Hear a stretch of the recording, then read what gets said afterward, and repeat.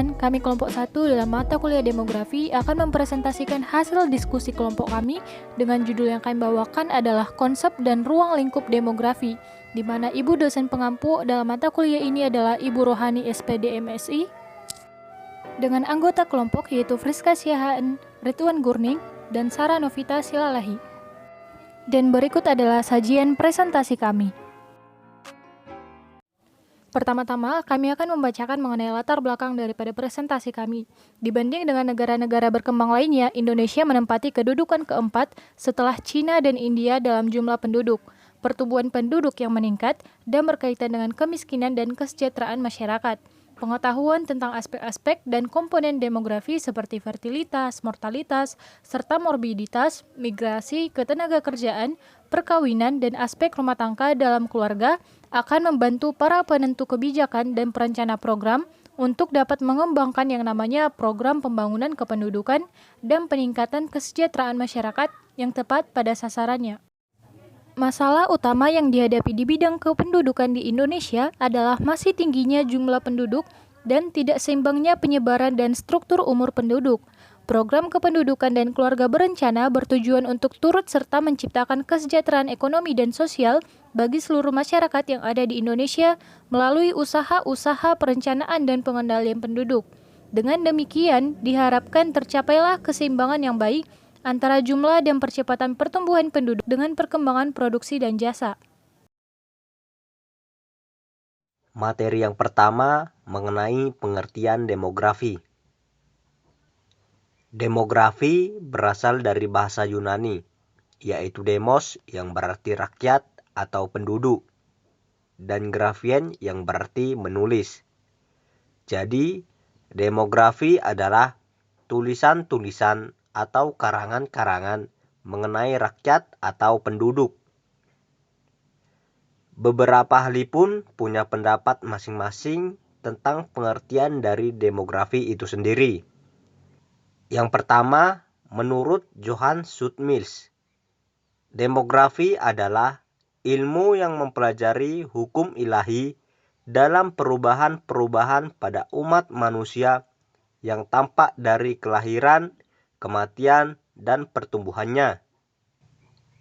Yang kedua, menurut Achille Guillard, demografi adalah ilmu yang mempelajari segala sesuatu dari keadaan dan sikap manusia yang dapat diukur. Yang ketiga, menurut George W. Barclay, demografi adalah ilmu yang memberikan gambaran menarik dari penduduk yang digambarkan secara statistika.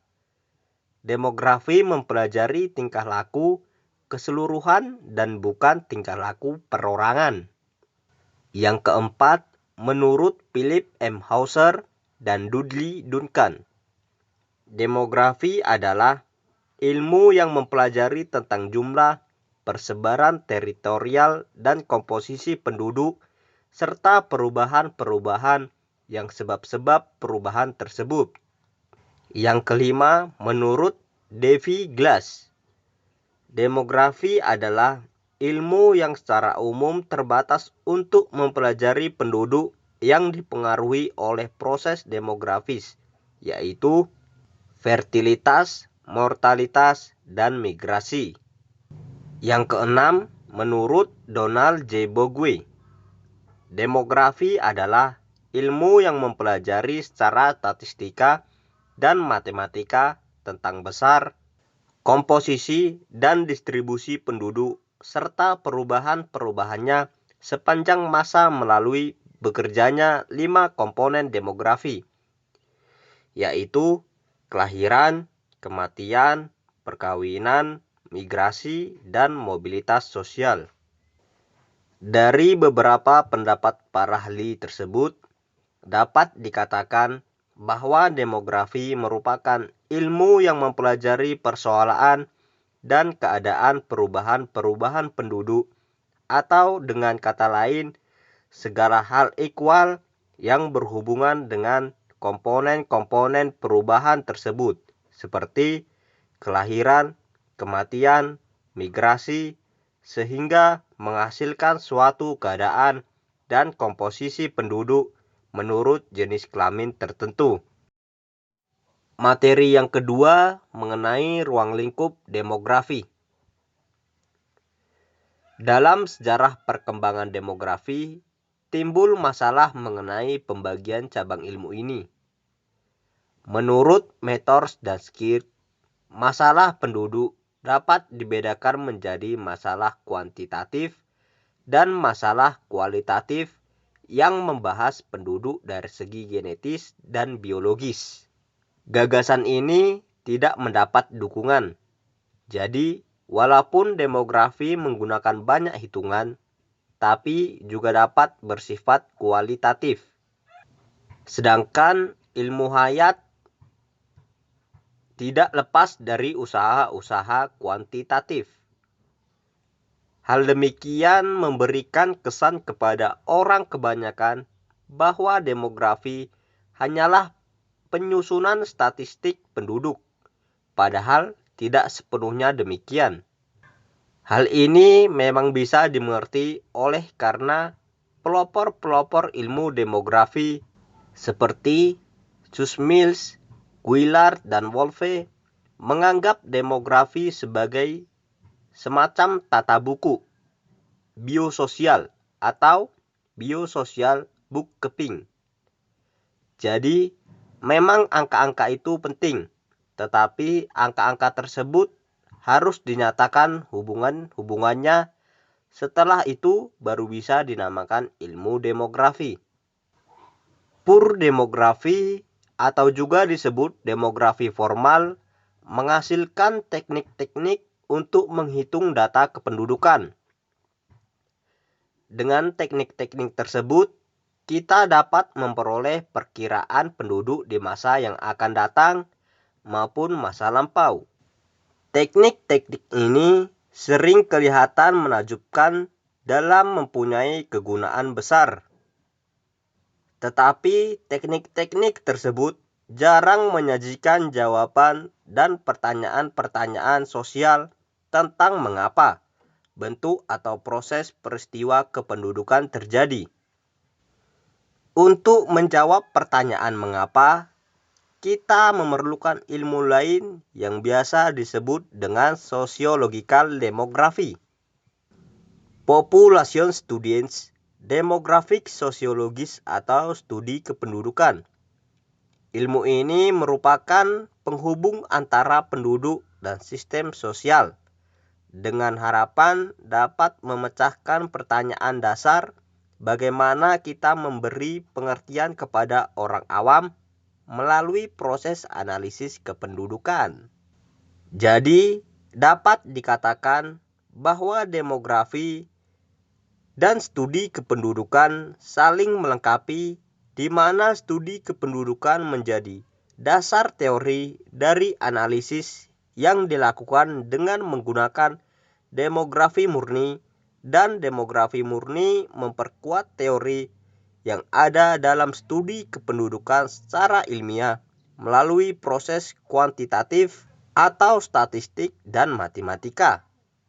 Artinya, ada dua komponen dalam ruang lingkup demografi, yakni demografi formal yang bersifat statistik dan matematika, serta demografi non-formal yang berhubungan dengan keilmuan sosial seperti sosiologi, antropologi, geografi, ekonomi, dan psikologi sebagai studi kependudukan.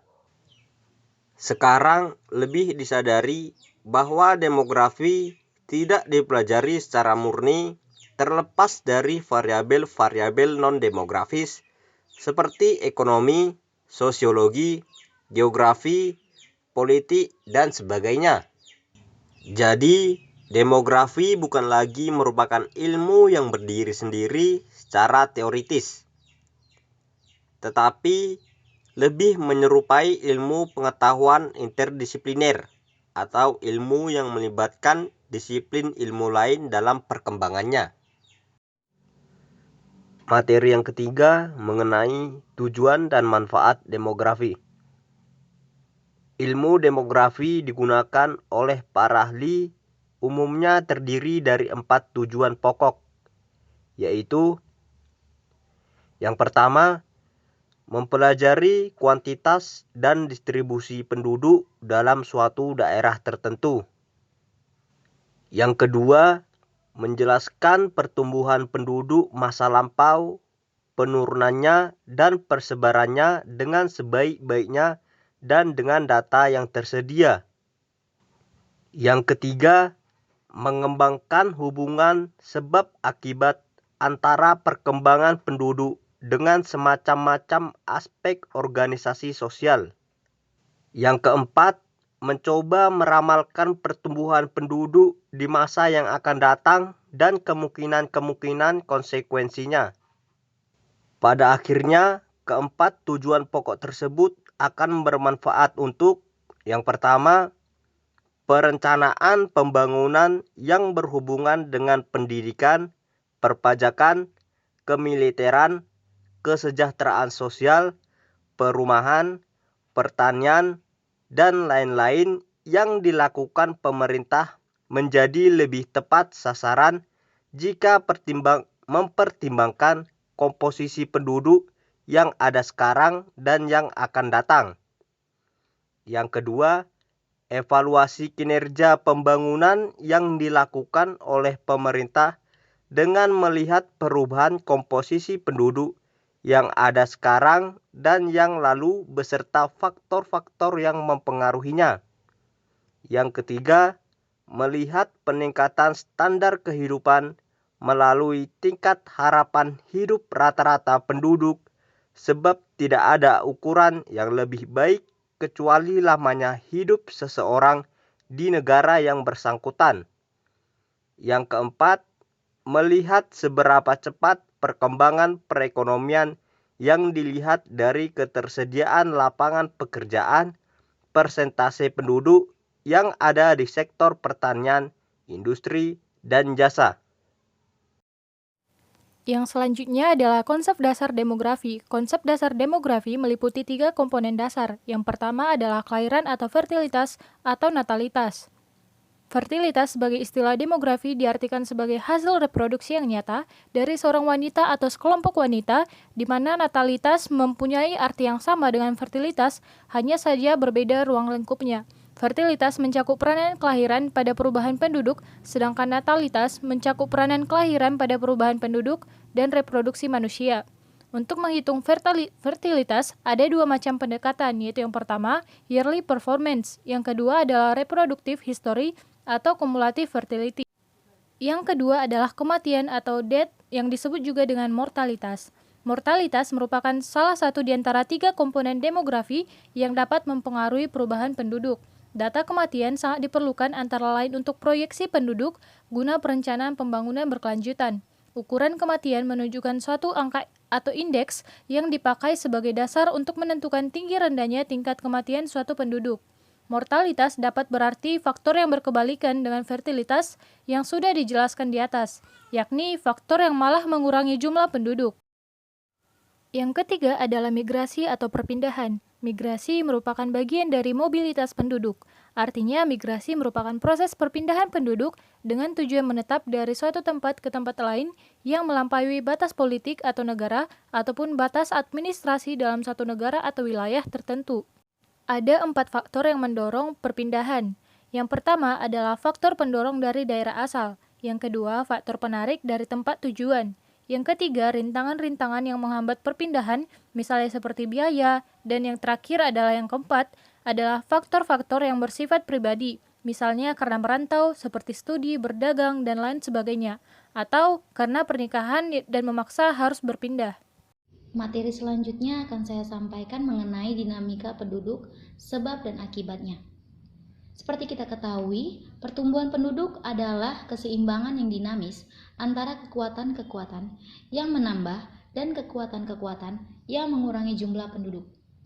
Untuk itu, secara terus-menerus, penduduk akan dipengaruhi oleh jumlah bayi yang lahir, tetapi secara bersamaan pula akan dikurangi oleh jumlah kematian yang terjadi pada semua golongan umur. Sementara itu, imigrasi juga berperan sebagai pendatang. Untuk itu akan menambah dan emigran akan mengurangi jumlah penduduk.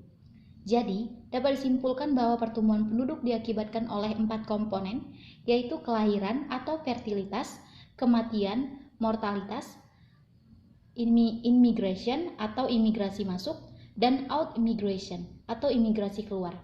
Selisih antara kelahiran dan kematian disebut reproductive change atau perubahan reproduktif, atau natural increase atau pertumbuhan alamiah. Sedangkan selisih antara in-immigration dan out-immigration disebut net migration atau imigrasi neto. Selanjutnya, materi yang akan saya sampaikan yaitu ukuran-ukuran dasar demografi. Yang pertama ada demografi atau rate. Rate adalah angka yang memperlihatkan kemungkinan terjadinya suatu kejadian atau penyakit tertentu dalam populasi dan waktu tertentu, atau bisa juga sebagai perbandingan antara kejadian dengan jumlah penduduk yang memiliki resiko kejadian tersebut. Nilai rate ini dipakai untuk menyatakan kecepatan kejadian dan dinamika tertentu dalam masyarakat. Contohnya mortality rate, morbidity rate, dan natality rate. Yang kedua, demografi rasio. Rasio adalah perbandingan antara numerator dan denominator. Pada suatu waktu, rasio juga bisa diartikan sebagai perbandingan antara dua bilangan yang tidak saling tergantung, yang digunakan untuk menyatakan besarnya suatu kejadian. Yang ketiga ada demografi proporsi. Proporsi adalah nilai perbandingan antara pembilang atau numerator dengan penyebut atau denominator. Dalam hal ini, pembilang termasuk bagian dan penyebut dengan satuan persen. Yang keempat, demografi rata-rata. Seperti kita ketahui, nilai rata-rata adalah ukuran nilai tengah yang didapat dari penjumlahan semua nilai pengamatan yang ada, kemudian dibagi dengan banyaknya pengamatan yang ada. Yang kelima, demografi frekuensi. Seperti kita ketahui, frekuensi adalah ukuran yang menyatakan seberapa banyak aktivitas suatu kegiatan telah dilaksanakan pada suatu waktu angka tertentu. Yang keenam, ada demografi cakupan. Cakupan adalah ukuran yang menilai besarnya pencapaian dari hasil pelaksanaan suatu target kegiatan yang sebelumnya telah ditentukan pada jangka waktu yang telah ditentukan. Yang ketujuh ada demografi jumlah. Besarnya jumlah ini sering digunakan dalam analisis demografi. Misalnya, menurut hasil sementara sensus penduduk 2000, jumlah penduduk Indonesia di tahun 2000 berjumlah 203,5 juta orang. Yang kedelapan ada demografi konstanta. Konstanta merupakan bilangan tetap, misalnya 100 atau 10.000. Dalam rumus dinyatakan dengan K. Selanjutnya, demografi kohor. Kohor merupakan sekumpulan orang yang telah menjalani peristiwa demografi secara bersama-sama. Misalnya, kohor kelahiran. Kohor kelahiran adalah sekumpulan orang yang lahir di tahun yang sama. Ukuran kohor adalah ukuran yang digunakan untuk menghitung suatu peristiwa demografi pada suatu kohor tertentu. Adapun kesimpulan yang dapat kami berikan dari presentasi kami ini, yaitu demografi adalah ilmu yang mempelajari persoalan dan keadaan perubahan-perubahan penduduk, atau dengan kata lain segala hal ihwal yang berhubungan dengan komponen-komponen perubahan tersebut, seperti kelahiran, kematian, migrasi, sehingga menghasilkan suatu keadaan dan komposisi penduduk menurut jenis kelamin tertentu.